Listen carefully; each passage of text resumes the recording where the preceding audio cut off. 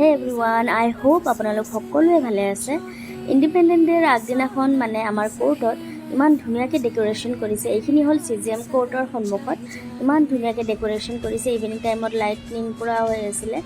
আৰু এইখিনি হৈছে SP অফিচৰ সন্মুখত, যিহেতু 15 আগষ্টৰ দিনা SP অফিচৰ সন্মুখত মানে ধুনীয়াকৈ চেলিব্ৰেশ্যন কৰা হয়। 15 আগষ্টৰ এটা মানে DC অফিচৰ পৰাই এই চেলিব্ৰেশ্যনটো হয়, খুবেই ধুনীয়া এটা চেলিব্ৰেশ্যন।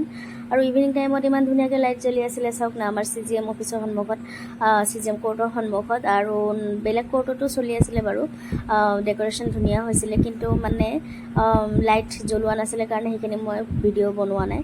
এইখিনি লাইট জ্বলি আছিল কাৰণে ইভিনিং টাইমত ৰাতি খুবেই ভাল লাগিব।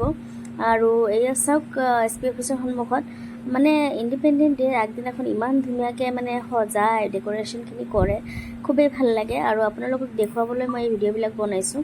তো চাওক কেনেকুৱা লাগিছে ডেক'ৰেশ্যনখিনি। গোটেইখিনি ভিডিঅ' বাৰু বনাব পৰা নাই, বনাব সময় পোৱা নাই তেনেকৈ। যিখিনি সময় পাইছোঁ আপোনালোকক দেখুৱাই দিছোঁ। আৰু সকলোকে মোৰ ফালৰ পৰা স্বাধীনতা দিৱসৰ শুভকামনা। আৰু স্বাধীন ৰাষ্ট্ৰত যিহেতু আছোঁ, তো হেপী ইণ্ডিপেণ্ডেন্ট।